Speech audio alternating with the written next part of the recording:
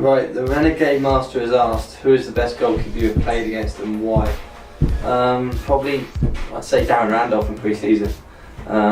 He's so quick and so agile, and you can see by his record this year, he's kept 5 clean sheets in 6 games. So I'd probably have to say Darren Randolph, and then Dimmy would be second.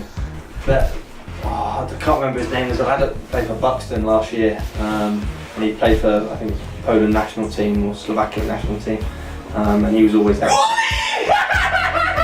He was always excellent. Mike, you're supposed to be He was always excellent when I played against him, and obviously he played international football, so yeah, a bit of pedigree. Desi Ward, who has the worst fashion sense of the club and who tells the worst jokes. What are you doing with the gaffer's broom? Gaffer's got his broom out. Anyway, who has the worst fashion sense of the club and who tells the worst jokes? By Desi Ward. Worst fashion sense of the club, probably Thackeray. He always comes in some rascal gear, especially trainers. He needs to go shopping, to be honest. I'd probably go with him. I'm probably second worst fashion at the club. Who tells the worst joke? Definitely Rob Ramshaw. Rob Ramshaw always tells the worst jokes. Come on! Chandler. Probably because he thinks he's funny and actually he's really not. Ian Sampson, do you have your favourite or preferred brand of goalkeeping glove? Yeah, I always wear Adidas finger saves. Have done since I was a little kid and love wearing them. Just feel good in them. Dan Newell, this is a bit deep, but do you feel like you have a lot to live up to given your family's pedigree in the game, and how do you plan to stand out from them? To be honest, I don't really plan to stand out from them. If I can have the career that they've had, then I've done pretty well and I'll be pretty pleased with myself.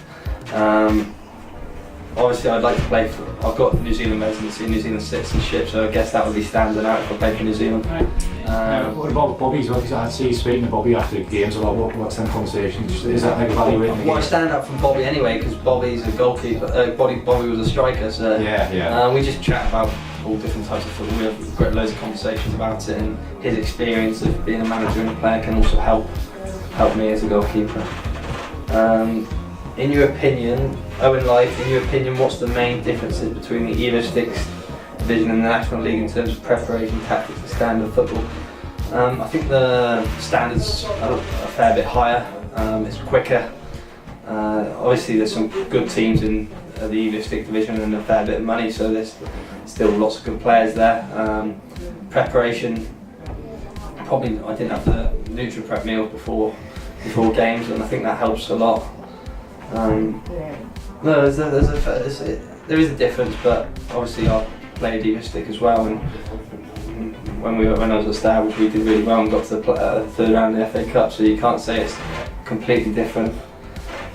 David Nelson, the other lads all seem to really like your Jag, but what is your favourite car you've ever owned? Yeah, the boys do like my Jag, probably too. I think they're a bit jealous that I've got a Jag and look the part in the Jag really. Especially Rob and Jans, they're lucky that they got a chance to drive it round to the training field and parked in the middle of the pitch.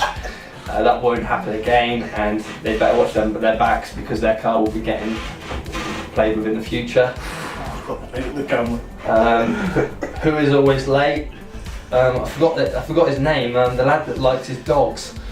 What's his name? Oh, Shane Henry. That's the one. Loves his dogs. That's probably why he's always late. What was the main motivation by Callum Watkinson behind your move to Spennymoor in the summer? I know Jason was interested about a year ago, and I know it's a good place to play football, and so obviously at a higher level. And ever since they were interested, I've always been keen. Helped my mum and dad moved up here and kind of helped the fact that I can live there, but it's a good level and great lads, and I've really enjoyed it so far. In your opinion, who are the top 3 goalkeepers in the world and why? And do you study other keepers to try and develop your own game? Darren Hill, that was asked by. Probably David De Gea. He can make brilliant saves at any time really. And you watched his progression from when he just started and the maturity he's shown as he's grown through the years has been fantastic. That's a tough question. I'd have to say Luis is up there as well. Luis is just so quick and so dynamic off his line and can play with the ball at his feet. He's got everything really. Third one.